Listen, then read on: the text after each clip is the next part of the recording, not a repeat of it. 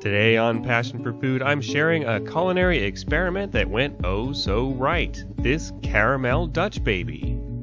These are also sometimes called German pancakes or just oven pancakes. But whatever you want to call them, they're easy, quick, and this version with the caramel sauce is really going to knock your socks off. So let's go ahead and batter up and get started.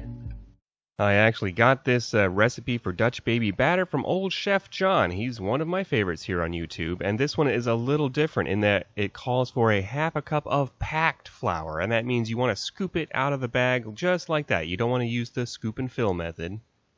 And a 1/4 teaspoon of salt, super carefully measured, along with 2/3 cup of room temperature milk. Everyone insists this must be room temperature. I'm going to have to run some experiments on that. And to that, we're also going to add 3 room temperature eggs. And finally, about 1 teaspoon of vanilla extract. Now we just want to beat and or blend this until it's completely smooth. Now I like Chef John's version of this Dutch baby batter better than the standard version that just has half a cup of milk and half a cup of flour, because I think John's version winds up a little more custardy. And that really is an excellent touch. Now, some people would tell you have to use a blender for this part to whip in enough air, but to those people I say, hey, just beat it. Anyway, now that we have the blender folks all whipped up, let's go ahead and make our caramel sauce. All we're going to need here is about a half a cup of sugar along with approximately a 1/4 cup of water.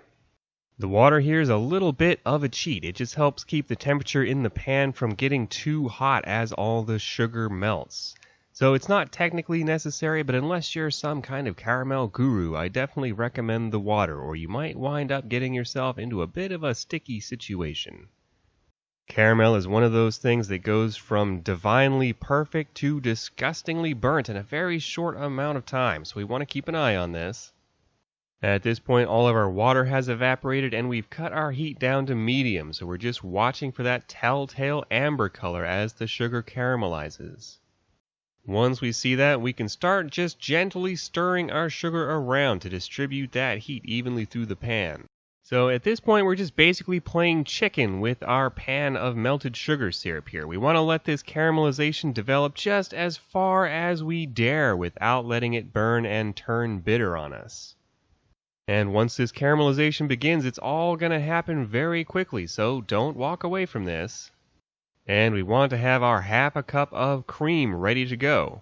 I did mention that half a cup of cream that you need to have on hand right now, right? Well, go! Because after only another 20 or 30 seconds or so, we're going to start to see these telltale little wisps of smoke, and that's the sign that we need to dump in our cream immediately. Now, careful, this stuff is going to bubble up furiously, and you don't want to get any of this on you. They don't call it culinary napalm for nothing, and I can tell you, man, that's a sick burn you just don't want to be involved with. Now, not only does the cream add great, creaminess, but it's also not only going to halt the caramelization, it's going to prevent the sugar from caramelizing any further, at least until all of the water in the cream boils off. We do want to simmer and reduce this slightly for about a minute. You'll notice that the bubbles start to get smaller as the cream reduces. This is the stage we want to add in our Dutch baby batter. Now, I know just dumping all that batter into this seems crazy, but trust me, it works. I know, it seemed crazy to me too.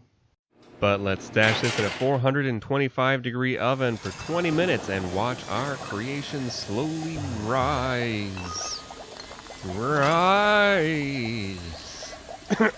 Sorry. Monstrously bad jokes aside, after 20 minutes we want to pull this out, and we do want to let it sit and cool for at least 5 minutes. Which might be difficult, especially seeing that bubbly caramel, but hey, trust me, just cool it. But after it's cooled, let's go ahead and grab a slice. And for me, this fulfilled all of the requirements of a good Dutch baby, being a little custardy in the middle and a little crunchy along the outside. And not only did that caramel sauce not interfere with cooking, but it added a great texture to the crust, and of course just caramelly goodness all over.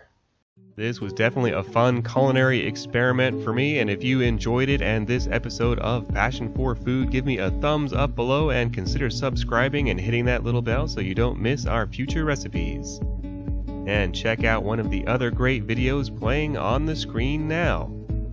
This has been Graham with Passion for Food.